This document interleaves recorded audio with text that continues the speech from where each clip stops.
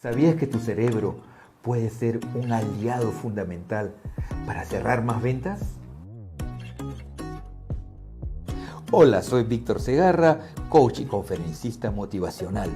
Dicto conferencias a nivel internacional y tengo experiencia en ventas por más de 20 años. Actualmente cambio la vida de muchas personas a través de mis sesiones de coaching de vida, adolescentes y familia. En este curso aprenderás los distintos tipos de cerebro que tenemos. Aprenderás a manejar correctamente tus emociones y cerrar ventas altamente efectivas. También conocerás cómo manejar objeciones y rebatirlas para así fidelizar a los clientes. Yo soy Víctor Segarra y este es el curso de Neuroventas en México.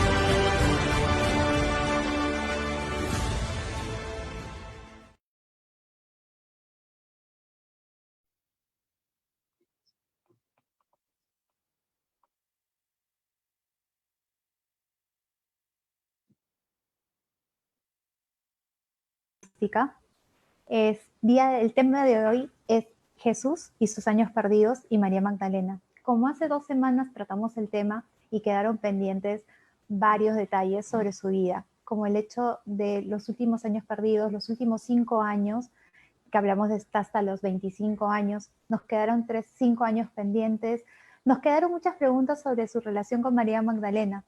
Ojo, como lo dije ese día, no estamos hablando de la Biblia, no estamos hablando de los textos oficiales de la Iglesia Católica. Estamos tocando todo desde un punto de vista de los textos apócrifos, leyendas y demás libros que se hayan publicado sobre el tema. El día de hoy tengo un excelente invitado, un buen amigo, Leonardo León. Veamos si está con nosotros. Leonardo. Acá estamos. Hola Leo, ¿cómo estás? Muy bien, muy bien. ¿Cómo están ustedes? Corriendo como siempre. Sí, han sido días de muchas carreras, de mucho andar por aquí, por allá. Esto ha sido terminar este año caótico para arrancar un nuevo ciclo, ¿no? Arrancar con pie derecho. Sí, sí, sí, sí, sí, es la idea, ¿no? Darle fin a este 2020 y empezar un 2021 mucho más chévere, ¿no? Exactamente. Leo, estuvimos hablando hace 2 semanas sobre los años perdidos de Jesús. Se habló un poco de todos sus viajes que hizo, todas todas las cosas que se hablaba de la familia, de los hermanos. Se habló también de su relación con su madre, con su padre. Hubo una leyenda que se decía de que la oración del Padre Nuestro no fue escrita precisamente para nuestro Señor Dios que está arriba en los cielos, sino para José, que le escribió cuando él tenía aproximadamente 15 años y que fue en un inicio cuando murió José. Entonces, ¿qué nos puedes comentar un poquito, hacer un pequeño resumen sobre todo este tema? Bien, sobre los años perdidos de Jesús hay tantas vertientes diferentes e historias distintas que nos llevan desde la perspectiva de que simplemente él asumió el papel de su padre terrenal. Estamos hablando de José, simplemente se hizo cargo de sostener a su familia y simplemente estuvo allí al lado de su madre y de sus hermanos. Para quienes no creen en el dogma de la eterna virtud de María, pues María tenía otros hijos, ¿no? Que tuvo Sí. con José. Eh, pero pues están desde quienes piensan que estuvo efectivamente encargado de estas labores y de mantener a su familia, hasta quienes lo pintan más allá en un viaje a la India, que no sé si hablaron del viaje a la India, No se llegó a tocar eh, todavía el viaje. de su encuentro con los esenios o de su encuentro en Grecia con los platónicos Claro, o con los neoplatónicos o con el encuentro en Egipto con los sabios de Memphis, conocedores de las doctrinas de Hermes Trismegistro, o incluso hay quienes dicen que estuvo en la China y sí. eh, que adquirió algunos de los conocimientos del cristianismo de base con relación a lo que se veía en el Tao y en el budismo, o incluso hay quienes afirman que simplemente se fue de la Tierra y fue abducido y llevado a las Pléyades por, por, por los pleyadianos, ¿no? Hay de todo un montón de doctrinas absolutamente diferentes, de difícil comprobación, tan difícil comprobación como la que tiene la Hola, Biblia misma, ¿eh? exactamente. Se Todo, dice, se dice de que él por todo, viaja, pero él viaja casi en los últimos años escondidos, o los últimos años perdidos. Se dice que él viaja a los 27 años a lo que vendría a ser primero a Tiberias, Magdala, Betsadia, Capernaum y Megiddo. Eso es lo que yo encontré. Pero dicen que vuelve a Nazaret y después de allí es que recién hace el viaje ya donde se va a Alejandría, a Creta, a Cesare, ese viaje donde y aprende tanto.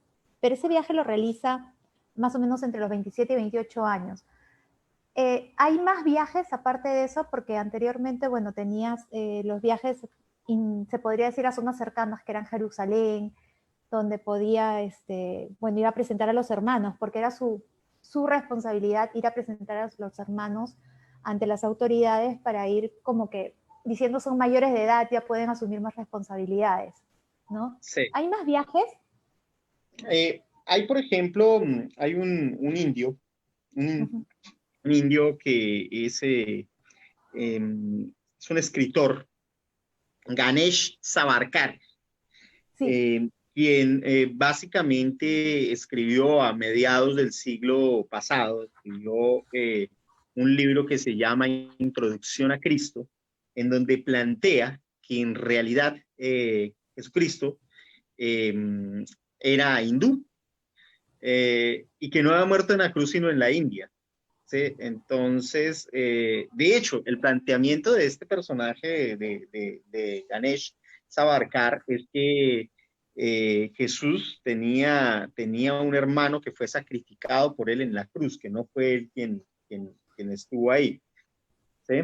Fue él de uh-huh. las prédicas, pero fue otra persona quien estuvo en la cruz, ¿no? Bueno, se Eh, dice que a Jesús, perdóname que te interrumpa, pero se dice que Jesús también estuvo en la cárcel, ¿no? ¿Será por eso? O sea, como que ahí se podría cruzar con eso, porque se dice que Jesús fue detenido cuando estaba con su hermano Judá en Nazaret, cuando lo fue a presentar, en Jerusalén, cuando lo fue a presentar, y que Judá lo va a defender a una persona, a una señora que la estaban atacando, y los apresan a los dos. ¿Será esa la situación que están hablando? No. Esta situación que se plantea en este libro hace referencia a que Jesús en realidad es hindú de religión, ¿sí? Hindú de religión. Nacido obviamente en Judá, o sea, digamos que no le quita el peso o el rigor al nacimiento de Jesús en Belén y todo lo demás, pero lo que plantea es que él era hindú, de creencias hindú. El hindú, entendemos que el hindú el hindú es aquel que profesa el hinduismo. Entonces, Uh-huh. que Jesús era hindú y que por lo tanto, tras el trasegar y el mensaje que tenía que dejar en Palestina, lo que él hizo fue emigrar hacia la India una vez cumplida su misión. Y que quien padeció en la cruz no fue Jesús, sino fue otra persona. En consecuencia, durante este tiempo de los años perdidos, Jesús lo que hace es que después de su presentación en el templo y de la muerte de su padre, él termina trabajando de la madera, tal como lo hacía José. Hay que tener en cuenta, cuando hablamos del proceso del Jesús carpintero, hay una cosa que es interesante, y es que al parecer ellos no trabajaban la madera. Voy a decirle a José que me haga una mesa, la vuelta no era así. Lo que pasaba es que José trabajaba como carpintero en obras de construcción, ¿ya? Sí, Es al claro. parecer esa profesión. Entonces lo que se plantea es lo siguiente, lo que se plantea es, él sale de Jerusalén, se va para la India, tiene un viaje en el cual eh, se encuentra con todas estas doctrinas budistas, eh, y que en términos generales nos lleva a un encuentro, digamos, con el budismo, con la fe de los brahmanes, y esto nos pone a un Jesús como un brahman. Ojo, todo esto está dentro del campo de la especulación. Esto es son meras especulaciones en términos generales, ¿no? Claro. Hay quienes plantean, ojo, aquí hay algo que es importante tener en cuenta. Es importante tener en cuenta que los evangelios apócrifos, no todos los evangelios apócrifos, no todo lo que uno le pintan como evangelio apócrifo tiene que ser apócrifo. Uy, eso tiene que ser de la época de Jesús. Ojo, que también se han visto falsificaciones, ¿eh? Sí, sí, Entonces, sí, por muchas. ejemplo, por ahí a principios del siglo XX, un inglés que falsificó algo que se llamaba el Evangelio de la Vida Perfecta y lo quiso pasar como un evangelio apócrifo, lo cual era falso. ¿Sí? No todo lo que aparece, es decir, yo mañana podría escribir acá un evangelio apócrifo e ir a buscar papiros viejos e intentar pasar la falsificación para todo el mundo y decirles lo que muchos creen, que Dios es un extraterrestre. ¿Sí? Entonces, ese planteamiento, Sería mucho. digamos, de los años perdidos de Jesús está dentro del marco de la total especulación, ¿sí? Está dentro de lo que son puras especulaciones, ¿no? Lo que se puede plantear. Ujú. Eh, en ese sentido tenemos que ser muy sensatos a la hora de generar debate como el que se generó la semana pasada, o hace 2 semanas. Hace 2 semanas, Debate, sí. pues de hecho, pues con todo el respeto de los creyentes, pero pues la misma Biblia no tiene el peso, muy pocos textos en la Biblia tienen el rigor histórico, porque No, muchas cosas de ahí no se han podido comprobar. A estas alturas exactamente. de la vida no hemos podido comprobar que realmente los judíos fueron expulsados de Egipto, ¿sí? Ni que fueron esclavos en Egipto, eso no se ha podido comprobar. Entonces, en ese sentido hay que ser muy cuidadosos, digamos, a la hora de confrontar las diferentes teorías, ¿no? ¿Cierto? Es cierto. Se habla también de que Jesús tenía hermanos, como lo dijimos en un principio, y se habla de que tuvo entre 7 y 8 hermanos, que incluso se hablaba de uno de Amos que falleció. ¿Qué nos puedes contar sobre los hermanos de Jesús? Bueno, de hecho hay un texto de la Biblia que lo usan como una referencia justamente a esos hermanos de Jesús. Y es cuando aparece esa referencia hecha Se de buscan. Jesús mirando a María y diciéndole, mientras mira a Juan, ¿sí? Le dice, madre, he ahí a tu hijo, hijo, he ahí a tu madre. ¿Sí? Entonces, ¿qué es lo que se puede llegar a tomar? Este no es el Juan. Una es que, ojo, aquí hay varias cosas. Uno, Juan el Evangelista no es el apóstol no fue apóstol de Jesús, ¿eh? Este Juan, al parecer, era un hermano real de Jesús. Siempre se ha pensado que Juan ni Juan ni Marcos fueron No. apóstoles. Marcos era un No. niño cuando Jesús murió, no fue uno de los apóstoles.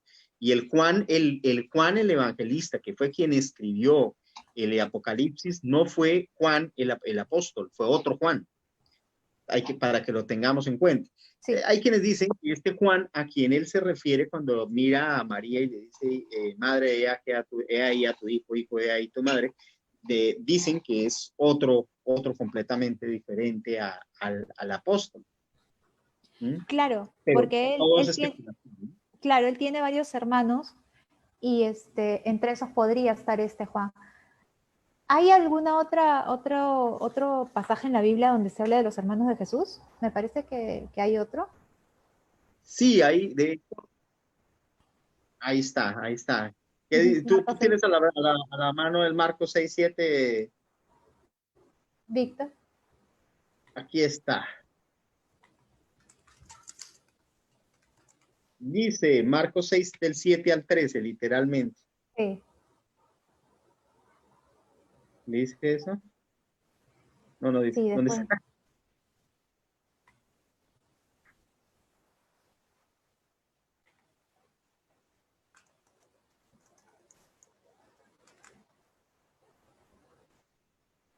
Sí, Ya, ya, ya. Muy bien, sí, eso, ¿no? Entonces, sí hay quienes afirman que uno de los hermanos de Jesús fue Santiago. No, no, de hecho, quienes creen en esta teoría de que Jesús no fue crucificado, sino que hubo un impostor que fue crucificado por él, afirman que es este hermano Santiago, ¿sí? claro. Pero de nuevo, ¿no? Todo entra en ese terreno de la clara especulación, ¿sí? Entendiendo Sí, se que habla en Mateo 13:55, la gente pregunta acerca de Jesús. ¿No es el hijo del carpintero? ¿No se llama su madre María y sus hermanos Jacob, José, Simón y Judas? ahí Mientras que está. en Marcos 6:3 se pregunta, ¿no este es el carpintero hijo de María, hermano de Jacob, de José, de Judas y de Simón? ¿No están también aquí con nosotros sus hermanas? Ahí está. Sí. Esa es la referencia directa a la cual tenemos que voltear a mirar cuando se habla de los hermanos de Jesús. Uh-huh. Dentro de los múltiples dogmas que tiene la Iglesia Católica, está este tema de la virginidad perpetua de la Virgen María, pues, eh, y, y si nosotros nos ponemos a ver ese dogma de fe, pues entra justamente en el terreno de la especulación, ¿no? O sea, Total. lo más natural del mundo era que José quisiera tener sus propios hijos, era lo más normal del mundo. No le quita santidad a María el haber tenido otros hijos, ni más faltaba, ¿no? Uh-huh. Pero pues obviamente o evidentemente que para muchas personas, yo me acuerdo una vez que estaba yo visitando una iglesia, de un momento a otro, en el grupo de personas con las que yo estaba, le digo yo a alguien, mira esta estatua tan bonita, está la Virgen embarazada. Y un amigo que estaba a mi lado se molestó porque yo dije que la Virgen estaba embarazada. Yo, pues, está embarazada, no le dé la panza, pues. No, pero mírela, hermano, mírela. O sea, Es que claro, entonces, hay una imagen de la Virgen embarazada, si no me equivoco. total, o sea, entonces Claro. hay que mirar este tipo de temas con la total naturalidad del mundo, ¿cierto? Es Uh-huh. importante. ¿Eh? Ahora, es importante considerar también que, por cierto, mañana es el Día de los Inocentes, ¿no? Este episodio de los Inocentes, ojo que esa partida de Jesús y de José no es que haya sido a los pocos días, no fue Jesús recién nacido. Parece que ya había pasado cierto tiempo cuando llegaron los magos. Entonces, ellos se van, María y José se van, y transitan el desierto para buscar llegar a Egipto, y es donde finalmente se refugian. ¿Qué pasa en ese tiempo? Porque de ese tiempo no se habla. El tiempo en que ellos se van para Egipto. Hay quienes afirman que en ese espacio es cuando él entra en contacto con los sabios de Memphis. Pero ¿esa qué edad sería? Porque si estás hablando más o menos, tendría que unos 16. Desde su nacimiento hasta pensemos que más o menos el episodio de los magos tuvo lugar en un episodio comprendido entre la etapa de su nacimiento y el año siguiente, ¿ya?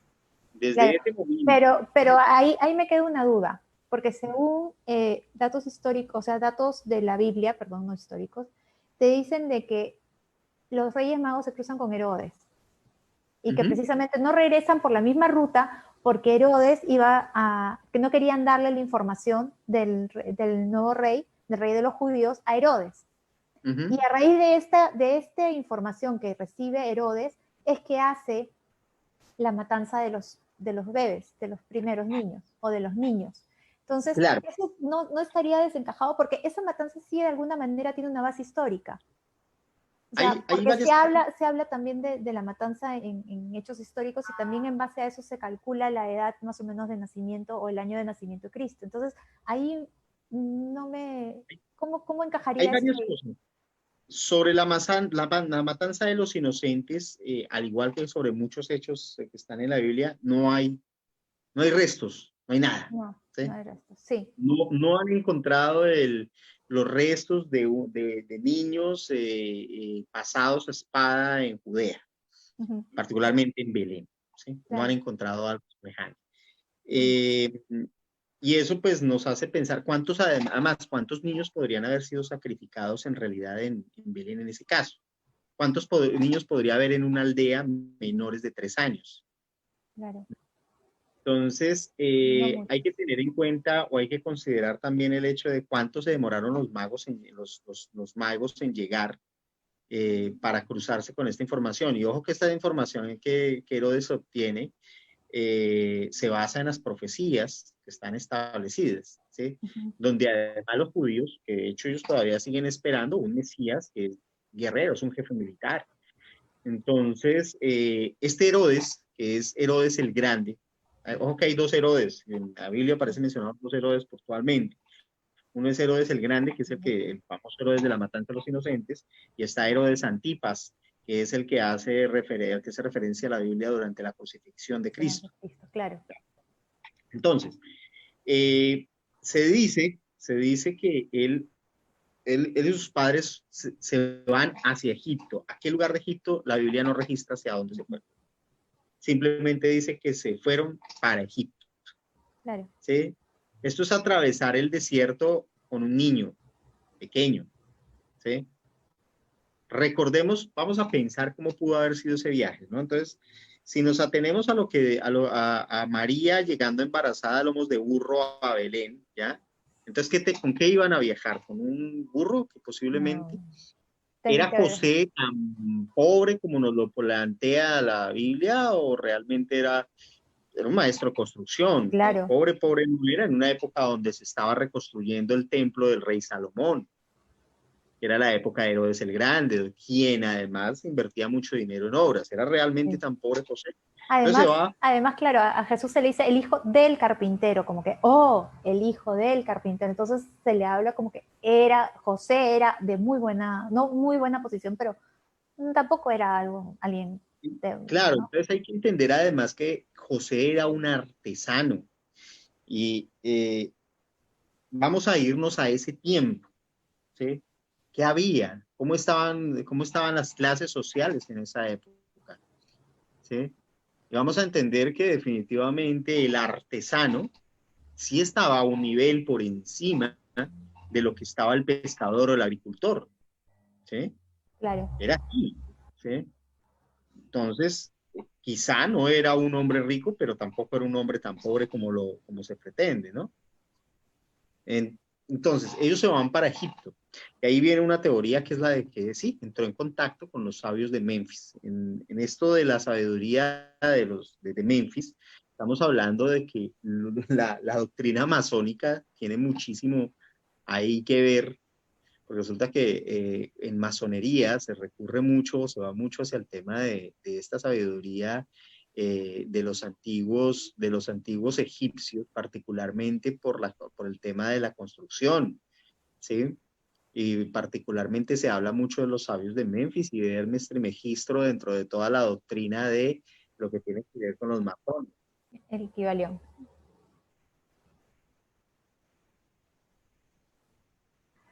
Víctor, ¿nos ayudas con los comentarios, por favor? ¿Qué nos cuentan? Hola, hola, ¿cómo están mis amigos? Bienvenidos a Barra Holística. Tenemos ya, ahorita en este momento, los comentarios en vivo y en directo en nuestras redes sociales. Tenemos el saludo de Sergio Muñoz. Dice, esa gente. Ah, muy bien, Sergio. ¿Cómo estás? Bienvenido a Barra Holística. Ahora sí, ese es Leonardo León. Ah, el otro, el sin barba, ni sabíamos quién era. Dice, ¿qué pasó, Leonardo? Muy bien, siempre ahí poniendo la chispa, Sergio. Sergio nos dice, Jesús, hinduista. Interesante, nunca imaginé esa teoría. Muy bien, Sergio. Luego tenemos a Lucía Patricia Casaverde Luli, dice hola Paola, hola Leonardo. Susi Cañigua nos dice, claro, la Virgen está embarazada por el Espíritu Santo y pone interrogantes. Ajá, muy bien, ¿qué más? Tenemos también Susi, toda su juventud, Jesús pasó predicando hasta los 33 años que fue crucificado. Lucías nos dice, Herodes ordenó la matanza de los niños varones primogénitos recién nacidos hasta los 2 años de edad en Belén. Y por último, Susi nos dice, José era un novio de María y era José Carpintero. Esos son los comentarios hasta este momento, Paula. Gracias, Víctor. Se habla también de los macabeos, que decían que eran como la parte guerrera o los que querían recuperar el, el poder del pueblo judío, por ponerlo de alguna manera, y que le proponen a Jesús liderarlo, se cuentan, Sí. y que Jesús se niega porque tenía que cuidar a su familia. ¿Qué nos puedes contar sobre esta teoría? Mira, hay que tener en cuenta que, bueno, los macabeos, que por cierto hay una cosa bien particular con el libro de los macabeos dentro de la Biblia, y es que es un libro que la Iglesia Católica lo tiene, pero las iglesias protestantes no lo involucran, ¿sí? Sí. Entonces, resulta que hay un término, me está olvidando cuál es el término para este tipo de guerreros. Porque, a ver, todo esto viene por un personaje que es justamente de apellido Macabeo, ¿sí? Que es quien lidera toda una revolución, Judas Macabeo, pues, quien lideró una rebelión contra los reyes seleucidas, que estamos hablando de cuando, mucho antes de los romanos, estamos hablando de que los macabeos se enfrentaron al poder de los babilonios, ¿no? Los seleucidas, ojo, que de los persas, ¿no? Los seleucidas eran reyes persas, ¿sí? Más que persas eran como medio helenistas, es decir, griegos, ¿sí? Sí. Entonces, ¿qué pasa? Esto es mucho antes de los romanos, ¿sí? Los macabeos se rebelan. Para que te hagas una idea, los seleucidos estamos hablando de los sucesores de Alejandro Magno, ¿ya? Uh-huh. Vivían como persas, porque estamos hablando de Antíoco, que es uno de sus generales que gobernaron. Los macabeos se convirtieron en guerrillas. Sí. Y estas guerrillas eran usuales dentro de lo que tiene que ver con el Israel de ese tiempo, ¿sí? Y de hecho se esperaba de ellos el poder liberar a Israel y llevarlo, digamos, al punto que la Biblia les había profetizado que tendrían, y era ser la cabeza de los pueblos, ¿no? Uh-huh. Entonces, en principio tenían que rebelarse contra lo establecido. En este caso, el poder de los seleucidas. Eran los descendientes lo que había quedado del imperio de Alejandro Magno, ¿no? Uh-huh. Luego de la caída de los seleucidas y que ya con la preponderancia, o ya con el imperio romano puesto como el imperio pues máximo, ellos siguieron en este orden de estar atacando constantemente en guerra de guerrillas. De hecho, Barrabás era uno de estos personajes, ¿eh? De hecho, Judas Iscariote, se dice que Judas Iscariote era uno de esos guerrilleros, Uh-huh. ¿ya? Wow. Entonces, en ese sentido se esperaba que él que Jesús fuera un líder militar, el Mesías que ellos esperan. Y ese Mesías que ellos esperan es justamente este tipo de líder, un líder de guerrillas, un líder de guerra. ¿Sí? Es Claro. así, ¿no? Y ahí viene una decepción tanto para los macabeos como para la misma María, porque se dice que María también, como fue informada de que ella traería al que iba a liberar al pueblo, ella también esperaba un guerrero y Jesús vino completamente a desmentir esa teoría. O sea, vino en el ama a tu prójimo como a ti mismo, en todo el tema del amor, a diferencia del Dios anterior, ¿no? El Dios del Antiguo Testamento. Entonces, ¿cuál es tu opinión sobre todo esto? O sea, se esperaba un Dios de guerra, viene un Dios de amor. María misma, porque lo que estuve leyendo, María misma o sea, esperaba eso y eso me sorprendió, ¿no? Un poco. Hay una cosa que es bien interesante y es que hoy por hoy, ya me acordé el nombre, perdone, aquí paréntesis. Paréntesis, paréntesis. Los macabeos era una familia, ¿ya? Cuyo principal fue Judas Macabeo, ¿ya? Un grupo de hermanos. Ellos eran celotes, y el celote era ese guerrillero, era el partisano de los judíos, ¿sí? Para que entendamos, ¿no? Claro. Era un hombre rebelde que quería la libertad de su pueblo como diera lugar. ¿Sí? Paréntesis disuelto, ahora sí, continuando. Entonces, en ese contexto es importante considerar que ese Jesús militar, mira cómo son las cosas. Si uno mira objetivamente lo que está pasando, es que muchos cristianos, cuando hablo de cristianos hablo católicos, o sea, meto todo seguidor de Cristo en una sola. ¿Eh? ¿Ya? Muchos cristianos todavía esperan la segunda venida de Cristo, pero esta vez dicen, la segunda venida va a ser un Cristo triunfal. Él va descendiendo de los cielos con un ejército de ángeles y las trompetas. Olvídate, No, no dice eso. no. La venida triunfal es cuando entra a tu corazón. Ese es el triunfo de Cristo y pare de cantar. Sí. Eso es lo que está tratando de transmitir. Y eso pasa cuando nosotros nos vamos, cuando interpretamos que va a descender con un ejército a eso. A ver, todo No, depende del dogma, cómo va. El dogma puede complicarnos. ¿Sí? Teológicamente hablando, la segunda venida de Cristo está cuando tú aceptas y reconoces a Cristo como Hijo de Dios y lo aceptas en pues, tu corazón. ¿Sí? Entonces, en ese sentido, por ejemplo, Judas, el Iscariote, o Judas, el Macabeo, o Jesús Barrabás, que ese también se llamaba Jesús, o sí. Jesús Barrabás, todos eran celotes y ellos estaban esperando justamente ese Jesús militar, que llegara a liberar del yugo de los romanos, como ya lo habían intentado los macabeos luchando la guerra de guerrillas contra los seleucidas en la época de Antíoco. ¿Mm? Desde que Alejandro se tomó el poder en Palestina, Alejandro Magno, ¿no? Claro. Eso Así era lo fue. que esperaban ellos. Eso es, como tú dices, es lo que espera mucha gente ahorita. Un ejército que baje del cielo y que suenen las trompetas cuando todo tiene que sonar dentro tuyo, ¿no? Dicen, se habla de Cristo Dios está en ti, tú estás en Dios, tú eres parte de Dios, Dios es parte de ti. Entonces, es todo un trabajo interno, es todo un amor interno. Se habla en algunas teorías, o hay personas o hay estudiosos que dicen que en la Biblia hay dos dioses, Sí. Jesús y el Dios del Antiguo Testamento, Uh-huh. completamente distintos. El primero fue el Dios creador, que crea, que, que es recto, que es duro, que no le gusta perdonar, que siempre te pone a prueba, y el del Nuevo Testamento, que es el amor, el que te perdona, el que te cura, el que se hizo humano.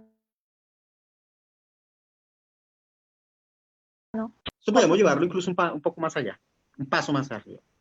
Me encanta. Eh, Mira, dicen, te voy a plantear diferentes escenarios. Escenario uno, Claro. Jesús es el Hijo de Dios, Dios de un momento a otro, después de todas las, de mandarnos el diluvio y de decir, yo soy Jehová Sebaot, el Dios de los ejércitos, y de voy a tumbar estos muros con una trompeta y voy a sacar 2 osos para que se coman a 42 niños por burlarse de un calvo. De un momento a otro, Dios dijo, ay, no, voy a hacer chévere y les voy a mandar a mi hijo y ya somos felices.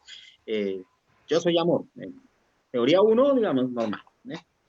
Hay otra perspectiva que me parece bien interesante, mira, y es esta de que los judíos, el Dios de los judíos era un Dios distinto al que adoraba a Jesús y al que promulgaba a Jesús. Si vemos Jesús, y búsquenlo en la Biblia, busquen un lugar en la Biblia en el cual Jesús se refiera a su Padre como Jehová o como Yahvé.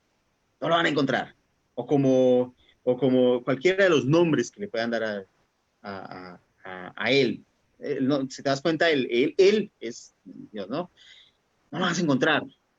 ¿Sí? Siempre se ha referido a él como mi padre. ¿Quién es mi padre? ¿No? Perspectiva más terrible todavía. ¿Sí? Como para ponerle los pelos de punta. Ojo, yo no estoy diciendo que ninguna sea real. Ya. Yo les dejo, ustedes verán, ¿no? O sea, si van a debatir, mátense, ¿no? Entre ustedes, ¿no? Yo les pongo las teorías. O sea, si alguno dice, ay, no, Leonardo, está diciendo, no, yo les pongo las teorías, ustedes miran qué creen, ¿eh? Exactamente. No, Uno acá está comentando y hablando sobre todas las teorías que hay. entonces, No estamos diciendo que ninguna sea verdad. O mentira. no O tengo, mentira. imagínate tú esta. Vamos a irnos a una cosa que sí está comprobada. Y es, los textos bíblicos, por lo menos de la primera parte, son un plagio de las tablillas sumerias. De ahí ya partimos. El Génesis se basa en el Auma Elis y en las tablillas sumerias. De ahí, las tablillas sumerias y el Auma Elis son mucho más antiguos. ¿Sí? Es más, los Vedas son más antiguos que la Biblia y no hay nada que hacer. Los arqueólogos lo han demostrado, nada que hacer. ¿Ya? Los textos o los hechos que se relatan, ¿sí? En todo el Génesis están ahí en las tablillas sumerias y simplemente cambian nombres. Entonces, vamos a lo siguiente. Entonces, Enlil y Enki. ¿Sí? Entonces, de Enki siempre se ha dicho, de Enki siempre se ha planteado como la serpiente que tienta al hombre. ¿Pero con qué lo tienta? Con el conocimiento. Entonces, Enki, que además resulta ser el creador del hombre, tal como, por otro lado, Prometeo, entre los griegos, es el creador del hombre. Ojo mira, esto es mitología comparada. Prometeo le entrega el fuego. En el fuego está el conocimiento para el hombre y por eso es castigado por Zeus con un águila que permanentemente y eternamente le tiene que comer el hígado hasta que llega el hijo humanado de Zeus. Hércules mata al águila y libera a Prometeo. Mira lo que hay ahí. Hay una metáfora bastante fuerte que nos plantea además ahorita algo que les voy a dejar como... Entonces, ¿qué pasa con este Prometeo? ¿Qué pasa con este Prometeo? Por otro lado está Enki y Enlil. Enki le enseña al hombre, le da la doctrina del conocimiento, razón por la cual choca con su hermano Enlil en una eterna rivalidad que tienen. Entonces, ahí está la otra teoría. ¿Qué pasa? En esto, lo que viene es que Enlil, al parecer, toma el lugar y se autoproclama como Dios creador. Y teniendo en cuenta que los demás, estos Anunnakis, estos son los Anunnakis, los demás Anunnakis dijeron a él, digamos que mandaron al exilio a Enki por haberle dado el conocimiento al hombre. ¿Sí? Entonces, él toma el lugar de Dios y Enki aparece como el tentador a lo largo de todo el Antiguo Testamento. ¿Ya? A lo largo de todo el Antiguo Testamento aparece como el tentador constante. Y uno encuentra cosas que eso explicaría muchas de las acciones de Dios que uno dice no puede ser. ¿Por qué Dios castiga a un pueblo matándole los hijos bebés? ¿Sí? ¿O que Dios le ordena a su pueblo que mate niños? Porque está en la Biblia, muchas veces lo hicieron. ¿Sí? Entonces ahí viene la otra parte. Viene la otra parte chévere. Y es que de un momento a otro aparece Jesús, y esto es una cosa que a mí me encanta, que aparece Jesús como un liberador justamente de esa doctrina, y él sí, como hijo, pero no de Enlil, ni de Elkil, ni de Anu, que es el padre de estos dos, no, no, no. Un regalo, un enviado del verdadero creador, el verdadero Dios. El ¿Sí? Dios Padre. Jesús como el transmisor de un mensaje del Dios verdadero, ¿sí? Que no es ninguno de estos dos, a estos se les plantea como simples usurpadores, ¿sí? En esta teoría, ¿no? Claro. Entonces, es importante, digamos, que mirar diferentes alternativas, ¿sí? Mirar diferentes alternativas porque en el fondo está la verdad. Ahora, yo mencioné a Prometeo y ahí viene una cosa sabrosa.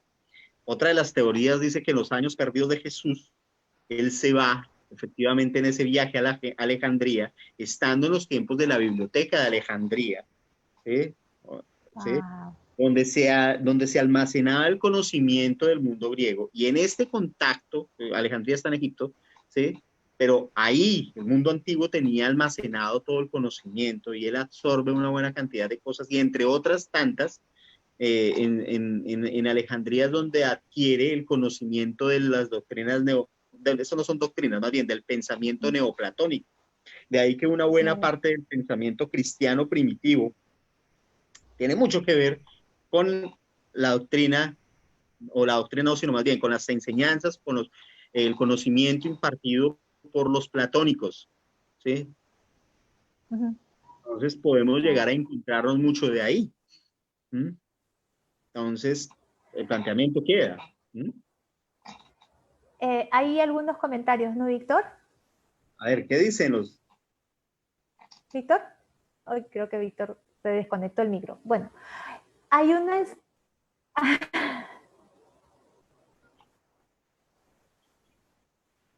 Bien, tenemos aquí nuevamente más comentarios en vivo y en directo en Barra Holística. A ver, tenemos el comentario de Sergio. Sergio nos dice, ajá, ya empezaron con los Anunnakis. Bien. Muy bien, Sergio. No puede haber un programa de misterios sin Anunnaki. Tal cual. No puede haber. Así es, así es. Bien. Lucía Casaverde nos dice, Sergio Jesús reaparece en la historia a los 30 años de edad y empieza a predicar al pueblo de Israel sobre Dios, su Padre, hasta que lo crucifican a los 33. Ah, interesante, claro. Luego tenemos a Susi. Claro. Susi nos dice, luego viene el Nuevo Testamento, que es del Hijo de Jesús. Bueno, ahí está, muy bien, son opiniones libres, acá pueden opinar, tranquilamente, no hay problema. Sergio. Recuerden que por cada opinión, recuerden que por cada opinión es una opción para el sorteo de la Agenda Numerológica 2021. Perfecto, ya lo saben, participen. Sergio nos dice, consulta gente, ¿por qué rara vez se puede encontrar material relacionado a la juventud de Jesús? Solo se dice que se supo de su vida hasta los 12 años y de ahí pareciera haber un hueco, un vacío en su biografía hasta la edad de los 33 donde se da a conocer aún más. Hasta el momento, esos son los comentarios, Paola, adelante. Gracias, Víctor. Leo, ¿qué le decimos a Sergio? Bueno, de hecho hay dos cosas, hay dos huecos, ¿eh? Ellos se van a Egipto y ahí se arma el primer hueco. ¿Qué pasó en esos años? Hasta los 12.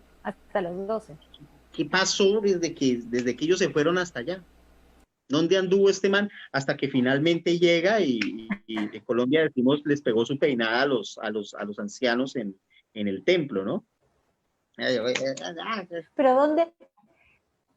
Pero ¿de dónde obtiene esa sabiduría? Porque de algún lado tiene que obtenerla, o ya vino, porque algunas personas dicen, no, ya él vino con esa sabiduría, ya lo conocía, ya tenía todo adentro, pero de alguna manera u otra, todos nos botan a que esos años perdidos fueron años de aprendizaje, ¿no? Por supuesto. ¿Por qué? O sea, vamos a ver, los amantes de la doctrina, del dogma, coincidirán conmigo en el hecho de que Jesús es el Hijo de Dios y que por lo tanto tiene que pasar por la experiencia de ser humano. Claro. Si eso es así, tiene que aprender en la tierra. No nos lo mandó de una vez con todo de una vez aprendido, no. Pues porque entonces, ¿dónde queda la experiencia como ser terrenal? Tiene Humano. que aprender. Entonces, ahí es donde cobra mucha fuerza esta llegada a Egipto, porque nunca se dice a qué lugar de Egipto fue. ¿Sí? Ahí es donde cobra fuerza, bueno, ¿y en este tiempo qué? Entonces, es posible que haya llegado a Alejandría, haya entrado en contacto con estos sabios de Memphis, se haya nutrido de toda la conocimiento del mundo antiguo, y es así como aparece todo esto que a veces los hindúes dicen, no, es que aquí hay mucho en Cristo, y se plantea así de lo que nosotros promulgamos. Entonces, uno también ve, ahí está mucho de todo ese conocimiento que después vertió justamente en su primer encuentro con los viejos o con los ancianos en el templo de Jerusalén, cuando los sorprende a todos debido a la sabiduría con la cual habla, ¿cierto? Claro. Eso nos lleva a que naturalmente pudo llegar a Alejandría. Es muy posible que haya sido el sitio, haya sido el lugar. ¿Dónde más podía aprender Ojo, era el hijo de un carpintero, no era el hijo de un orador, no era el hijo de un pensador, no era el hijo de un político, ¿sí? Y no podemos decir que aquí va lo mismo, ¿no? Pero es que porque era hijo de Dios, no. Entonces, ¿dónde está la experiencia de la cual el mismo dogma nos habla que tenía que vivir? Parte del hecho de vivir la experiencia del ser humano es aprender. A eso vinimos a la tierra, a aprender. Y posiblemente Jesús, parte de la experiencia que tuvo en la tierra era aprender, siendo hijo de Dios. Justamente parte de ese amor nos lleva a eso. Entonces, es muy posible. Ahora, luego se pierde nuevamente el rastro de Jesús hasta los 30 años. Sí. ¿Y con qué empiezan los 30 años? Con el viaje al desierto durante 40 días y la tentación. Y ahí regresa a predicar. ¿Qué pasó en esos 40 días donde fue tentado en medio del desierto? ¿Qué pasó? No se dice. Eso es algo de lo que no se tiene idea. Él vuelve a aparecer como alguien que se va justamente para allá, y hasta ahí llegamos. ¿Qué pasó? ¿Qué pasó en ese tiempo? ¿Sí? ¿Cuál fue el tipo de tentación? ¿Con qué lo tentó realmente, no? Ojo que ahí, yo recuerdo mucho una película prohibida, ¿no? La última tentación de Cristo, ¿no? Sí, sí. Pero, la doctrina dice que lo tentaron con los reinos del mundo, que lo tentaron con las riquezas, pero todo eso en 40 días, a ver, con eso me lo voy a intentar en media hora. ¿Qué otras tentaciones hubo a lo largo de los 40 días? ¿Qué pasó en ese tiempo? ¿fue aprendizaje también? ¿O fue tentación? ¿O fue, no sé? Uy, el hubieron ser varias tentado cosas, es ¿no? parte del aprendizaje. El ser tentado La con el tentación poder. es parte. Claro, el hecho de ser tentado era parte del aprendizaje mismo. Es más, cuando hablamos de que, ojo, miren, para que no se sorprendan de que de un momento que Jesús tuvo que aprender muchas cosas, tuvo que ser tentado. Como todos los Ujú. seres humanos somos tentados absolutamente todos los días de nuestras Sí. vidas, con poder, con dinero, con sexo, con un montón de cosas que están ahí, las cosas terrenales. Y él no fue ausente a eso, a esa Ujú. tentación. ¿Mm?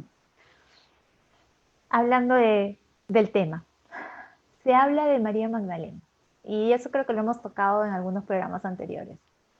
Se habla de Ajá, esa relación de pareja con María Magdalena, se habla también de la rivalidad entre María Magdalena y Pedro.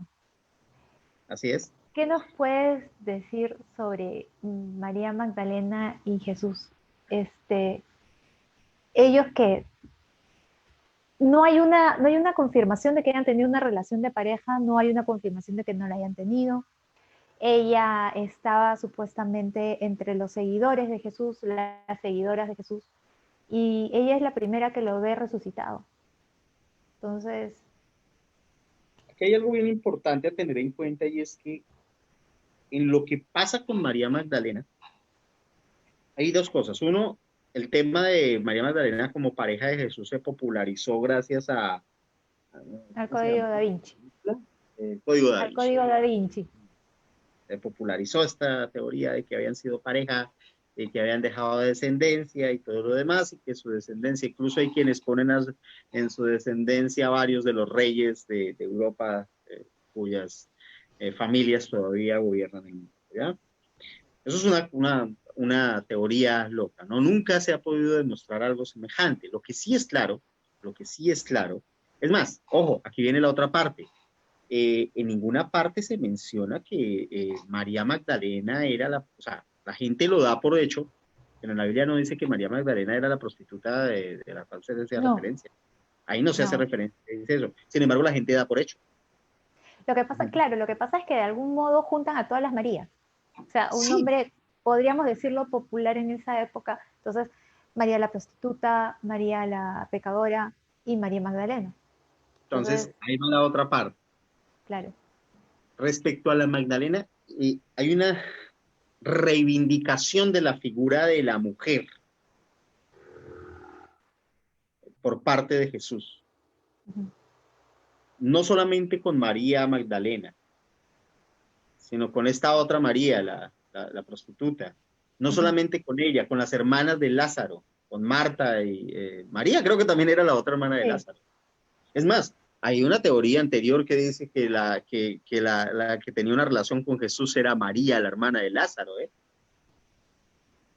Por ahí lo encontré en algún momento. O sea, todos quieren juntar a su María con Jesús, ¿eh? Sí. Entonces, lo que sí es claro es esa reivindicación que hay y que posteriormente los apóstoles, digamos que la iglesia planteada por Pedro y todo lo demás, empiezan nuevamente a volver a lo que era la sociedad, la sociedad judía era una Machista. sociedad claramente machista, ¿eh? Sí.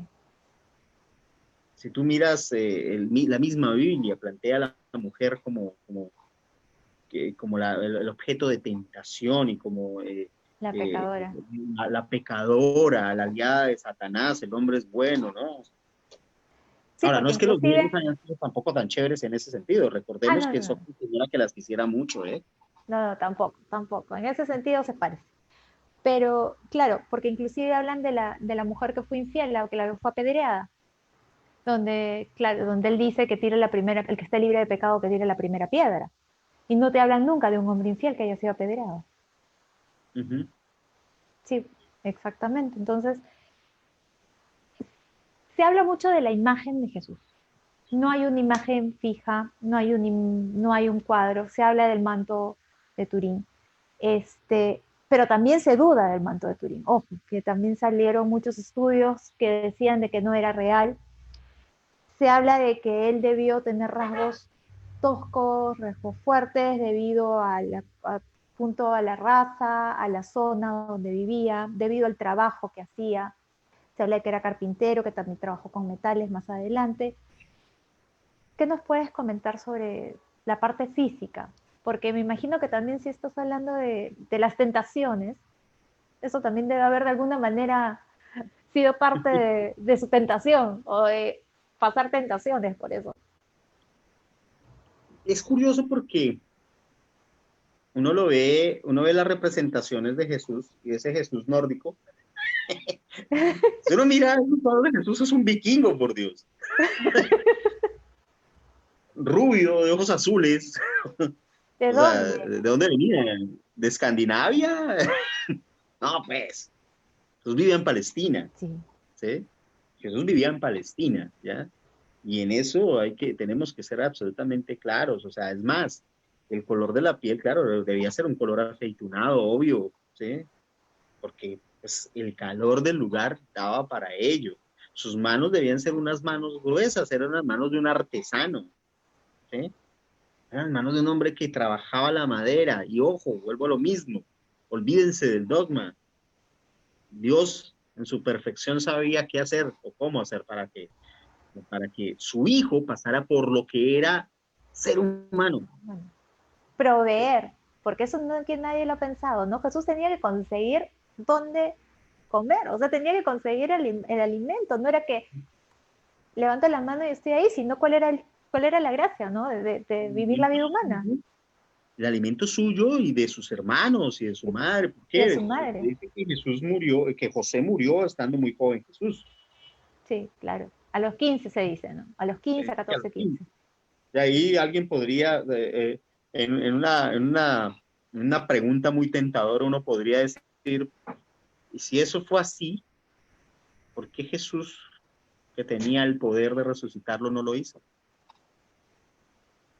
Porque todavía supuestamente no había descubierto todo lo que era, todo su potencial. Porque todavía no lo había aprendido ni lo había descubierto. Quizá.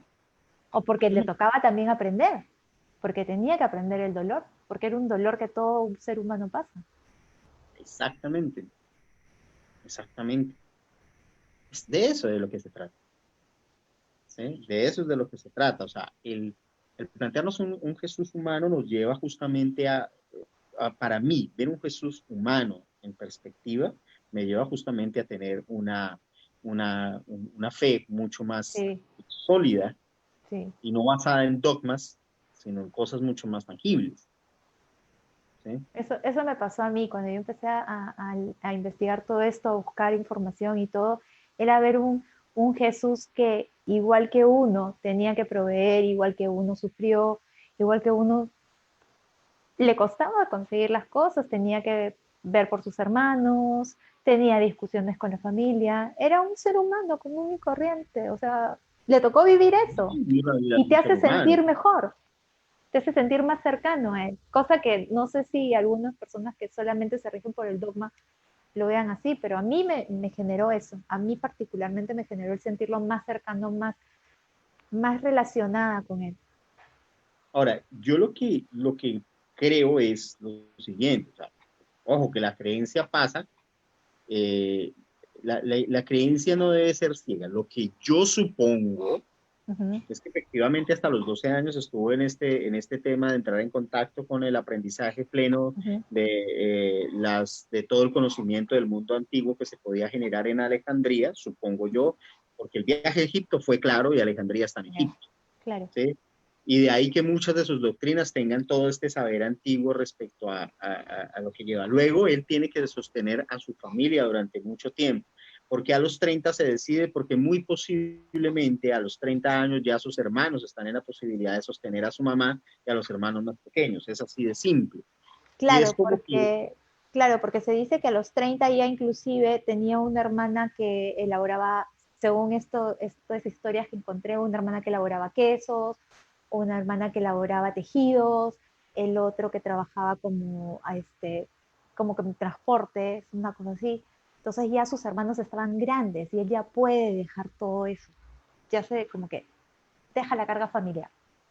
ahí es cuando llega el punto donde, que incluso esto también lo encontramos en otros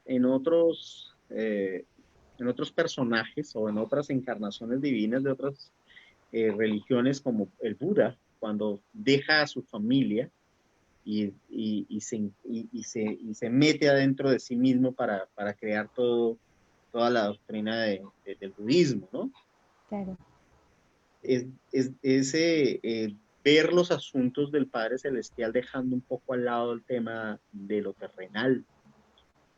Pero Jesús, siendo humano y teniendo que aprender todo lo que tenía que aprender de los humanos y de vivir como humano, no podía dejar pasar o no podía dejar de vivir el tema de asumir las obligaciones que asume un hombre a cargo de una familia, ¿no? Claro. Entonces es muy posible que durante esos años se haya dedicado justamente a lo que muchos nos dedicamos, a buscar el pan, mientras nos dedicamos a pensar un poco, ¿no? Es lo que le tocaba aprender en esta vida. Tal cual, tal cual. Hemos tocado todos los temas de la vida un poquito por rasgos. La muerte de Jesús Ujú. fue tan dramática como dicen, o algunos dicen que no hubo los clavos, algunos dicen que fue amarrado, otros dicen de que en realidad no fue crucificado. Ujú. Entonces, Bueno, dejando Para de ir lado, cerrando un digamos, poquito. dejando de lado a quienes afirman que en lugar de él crucificaron a Santiago, su hermano, Ah, y que él fue a la India a vivir los últimos días, la cantidad de años que le quedaban como un iluminado, dejando de lado eso, ujú. o dejando de lado el hecho de quienes afirman que se lo llevaron los pleiadianos de vuelta a su planeta, dejando de lado eso, hay para quienes piensan que quizá la crucifixión no fue como nos lo pintaron, estoy completamente de acuerdo con ustedes, no fue así. Fue peor, peor de lo que te la puedas llegar a imaginar. Como en la Eh, película La Pasión, ¿fue? incluso peor, incluso peor, porque recordemos que en la película estéticamente lo ponen bonito para que pues sea una No te muerte, choque. eso era peor. Pero aquí hay que tener en cuenta varias cosas lo más de bonitas. Mira, aquí hay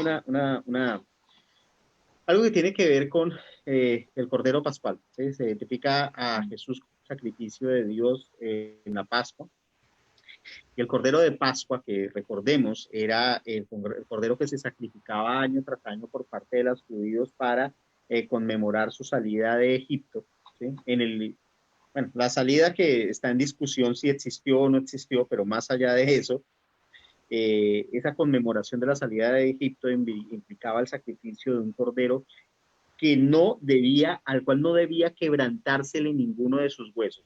Oigan, o sea, tengan en cuenta este aspecto, porque este aspecto es muy relevante en el momento de la crucifixión de Cristo. ¿Por qué? Viene la condena, en donde tenemos que tener en cuenta también el papel de Judas. Judas Iscariote, quien efectivamente era un celota, se dice que era un celota y que estaba Ujú. esperando el mesiánico, pero que por otro lado es muy posible que haya sido el mejor apóstol de todos. ¿Cuánto amor se necesita para sacrificar a tu amigo? Y la prueba de ello fue que terminó él ahorcándose del arrepentimiento de algo que muy posiblemente había sido pedido por el mismo El mismo Jesús. Jesús. Sí, se dice que fue pedido por él mismo. Porque Y era el único en el que podía confiar. es evidente, y es evidente en lo que pasa en la última cena. ¿Sí? Es evidente en el acontecimiento en el Monte de los Olivos. ¿Sí? Lo que sí jodió a Judas fue haber recibido las monedas de plata. Sí. Eso sí, pero era parte del plan divino que Jesús lo tenía que traicionar. No había nada que hacer. Él debía traicionar a Jesús. Que Judas tenía que traicionar a Jesús era parte del plan divino. Quizá Judas no es tan malo como muchos piensan, ¿eh? Ahora, en este momento de la crucifixión, y aquí vienen algunos aspectos que son bien relevantes. Uno de los aspectos relevantes es el hecho de que, bueno, viene lo de los clavos. Claro, Efectivamente, los romanos crucificaban poniendo los clavos acá. ¿Por qué razón? Porque si se ponen acá, el no clavo, son resiste. clavos negros, se desgarra.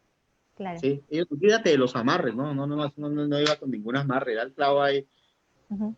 Va el clavo acá, Claro, acá. sí. Esto ocasionaba algo adicional, y era que taponaba la sangre, ¿sí? Taponaba la sangre y ocasionaba una gangrena que hacía mucho más doloroso el castigo.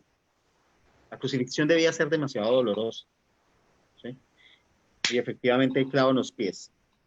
¿Por qué debía ser la crucifixión algo muy doloroso? Porque se tenía que servir como ejemplo para no rebelarte ante el imperio, ¿sí? Perfectamente lo vemos en la rebelión de Espartaco cuando 2000 esclavos fueron crucificados por toda la vía Apia, que es la que sale de Roma. 2000 esclavos, así, cada 20 metros te encontrabas con un esclavo crucificado. Los esclavos se ponían acá para generar gangrena y que el dolor fuera mayor. ¿Qué hubo diferente en Jesús? La corona de espinas. Ujú. Eso no estaba planteado. No era algo que le hicieran a todos los crucificados. Eso no. ¿Sí? Luego van al Gólgota, que es el monte Gólgota, que es, en esa época era un basurero lo que había ahí, ¿ya? Ujú. Era un basurero que había abajo. Y van al Gólgota, tiene una forma de cráneo y allá lo crucifican. Olvídense de esa imagen donde los otros están allá todos chéveres y no, eso no. A todos los mismos clavos por igual, Jesús, eso sí, con su corona de espinas y todos con un letrero arriba. El INRI de Jesús, Jesús Dios de los judíos, Rey de los judíos, pero los otros dos, Dimas y Gestas, tenían efectivamente también sus letreros donde decían, ojo con esto, otro par de celotes, Dimas y Gestas. Recuerden que en la Biblia dice bandidos, donde dice bandidos hace referencia efectivamente a celotes. Están los otros dos celotes, los celotes a su lado, ¿sí? Con letreros también donde dice por qué los están crucificando, ¿sí? Entonces, centrémonos ahora en la imagen de Jesús. Dice, al paso del tiempo de un crucificado en la cruz, entre la gangrena y el inmenso dolor de la crucifixión, entran en un estado de coma. Y ahí solamente falta que vaya un romano, un soldado, con una masa gigante, le parta las piernas para con ese shock generar el último estertor de agonía. Pero a él no le hacen eso. Él no le hacen eso, le atraviesan una lanza. Y entonces aquí es donde yo les digo, ¿recuerdan el cordero al cual no se les puede romper ningún hueso? Sí. Ahí está, cordero perfecto. ¿Ya? Entonces, eso es lo que sabemos de él. Sí. El castigo el castigo previo al que fue sometido definitivamente, esto viene de la otra parte, los látigos, el látigo que pensaban los romanos no era cualquier látigo, esto tenía unas puntas, unas bolas que rasgaban la piel, pero que los encargados de ejecutar el castigo lo hacían de forma tal que no fueran a dañar ningún órgano interno, aunque podían hacerlo. Estos látigos eran hechos con correas de cuero, pero que tenían unos garfios en la punta que podían dañar órganos. Ellos sabían dónde fustigar para que fuera mucho el daño causado. ¿Sí? Pero el hecho de que durante el camino hacia el Gólgota, Jesús iba, olvídense de la cruz, él no iba arrastrando la cruz, él iba arrastrando el madero. ¿Sí? ¿Por qué? Porque las cruces ya estaban ahí. Estaban puestas, sí. O sea, estaba puesto. Sí, eso sí. O sea, vamos a irnos a lo que históricamente hacían los romanos. Eso ya estaban puestos los palos allá. Y no eran tres, eran montones. Sí. Y lo que hacían era elevar justamente eso con poleas. Subir al crucificado.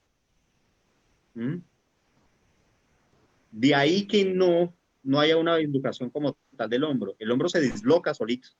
En el momento en que prum, prum, prum, y apenas lo suben, cuando lo suben, los hombros inmediatamente van a sentir esa sensación. ¿Sí? ¿Por qué? Porque están jalando y ahí es donde se disloca realmente el hombro. Y ya después, una vez arriba, viene la otra, los pies cruzados. El hecho de que haya habido este Simón que se me escapa ahorita el nombre, quien lo encuentra en el camino y quien asume la cruz, tiene un simbolismo también bien particular. ¿Cuántas veces nos toca? O sea, ojo que en todo esto hay un simbolismo enorme, pero hay que entender, hay que ver los evangelios, hay que verlos desde una perspectiva de lo simbólico y de entender el mensaje detrás de, no tragarnos todo tal cual como está literal, porque si no, no vamos a encontrar las cosas maravillosas que hay ahí. ¿Quién?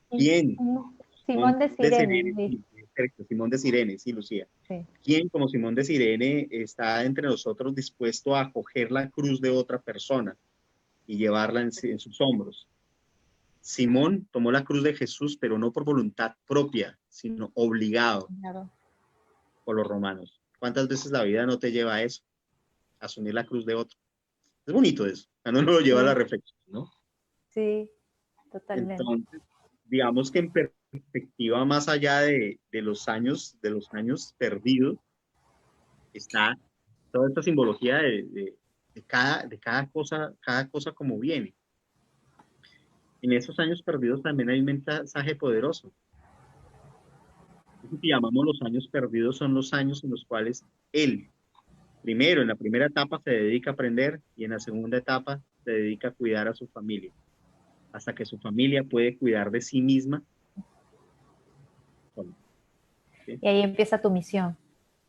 Ahí empieza tu misión. Exactamente. Ahí empieza tu misión. Leo, muchas gracias. Sé que estás full estos días, que han Andamos sido muy días bien, locos, andamos un pero ha poquito. sido un placer tenerte con nosotros el día de hoy. Como siempre, hubiéramos tenido para hablar hasta mañana. Todo, todo. Además, porque este tema, mira, empezamos con los años perdidos, pero nos encontramos con algo muy bonito que es ese trasfondo del mensaje, ¿no? En Sí, irnos a buscar un poco más allá de lo que está, de lo que simplemente está expuesto y buscar un poco más allá, ¿no? sí, siempre nos terminamos aprendiendo más de lo que planeamos. Un poco. Leo, ¿dónde te encuentran en redes sociales? ¿Y Ah, por qué cierto, planes tienes? ¿Qué nuevas sí, por cosas tienes cierto, para voy a contarnos? aprovechar para hacer cuñas varias, si Me me parece permiten. perfecto. Lo primero, bueno, los miércoles a las 6 de la tarde, bueno, eso va a estar retransmitido en mi fanpage. Mi fanpage es @Leonardo León Comedia. Eso no le busquen nada, @Leonardo León Comedia. Ahí van a encontrar siempre la retransmisión de algo que se estaba llamando Viejo Lesbiano, pero que ahora le vamos a cambiar el nombre. No sé cómo se va a llamar, que es un programa que tenemos en Limenia, ¿no? Pero ahora se va a llamar de otra Pero manera. queda, porque es conocido acá también el esto del viejo lesbiano, así que queda. Lo que pasa es que inicialmente yo iba a ser el viejo lesbiano, ¿no? Ya estoy viejote, pues. Pero ahora me quitaron el programa, me lo quitó un personaje que se llama Narco Antonio. Tienen que conocer a Narco Antonio Guzmán, un empresario muy narcótico él, ¿no? Entonces, siempre con invitados. La última vez que hizo programa, le ofreció a Keiko Fujimori financiar la campaña, imagínate tú. Entonces, Ay, por Dios. ya saben, todos los miércoles en mi fanpage lo van a encontrar a Narco Antonio Guzmán y en Limenio, ¿no? Lo otro, hey, mira, para los quienes estén interesados, en estos días, justamente, yo creo que mañana, pasado mañana, vamos a sacar la publicidad de 3 talleres que vamos a tener para enero. Taller número 1, que me lo están pidiendo, taller de stand-up comedy nivel básico, para quienes quieran aprender a hacer humor, a hacer comedia. ¿Quiénes Taller te lo están virtual, pidiendo? Yo. mira, ahí está otro, ya, ahí va, un Ya me grupito chévere. delaté, ya me delaté. Por favor, ahí les estaré pasando el dato. Creo que va a ser los sábados en la tarde, ¿sí? Ya, Taller de stand-up perfecto. comedy. Para quienes quieran aprender a contar cuentos, también vamos a tener Ay, qué un taller lindo. inicial de cuentacuentos para quienes quieran aprender. Para quienes quieran aprender storytelling, que es una técnica que anda muy de moda, que Sí, sirve para emprendedores, para que, muy bien, ese es otro taller. O sea, esto es parecido de narración de historias, pero va enfocado, digamos, a los negocios. También vamos a tener todo eso en enero. Entre hoy y el miércoles va a salir la publicidad de estos 3 talleres que se van a dictar en enero. El estándar empieza al nivel básico, luego va a haber un intermedio y luego un avanzado, ¿no? Para que lo tengan en cuenta. ¿Cómo me pueden seguir? @Leonardo León Comedia en Facebook, Instagram, TikTok, @el Comedianati en Twitter, Crenova, mi canal en YouTube, con K y V, y o ya para si me quieren como para temas un poquito más más crecimiento y desarrollo Ah, personal, es que yo hago ok. tanta vaina, ahí estoy en @Leo junto a ti en las mismas redes sociales. Es que se hacen muchas vainas en este mundo, ¿no? Sí, por Dios. Bueno, ha sido un gusto tenerte y a mí me encuentran en las redes sociales como Paola Gómez Rivat o Amor Bonito y ahora en TikTok gracias al ejemplo de Leonardo me encuentran como Pao Gómez Holistic. Ahí estoy dando todos los mensajes de Los Ángeles diarios y contestando también bastantes preguntas. Gracias, Leo. Ya nos juntaremos con toda la tribu, que supuestamente nos estamos juntando la semana que viene. Ha sido un gusto tenerlos a todos ustedes esta noche y espero que este 2021 les traiga muchas grandes cosas, muchos éxitos, que todo venga súper bonito, que todo lo que hemos aprendido este año nos traiga muchos frutos. Tengan un feliz, feliz año nuevo. Gracias.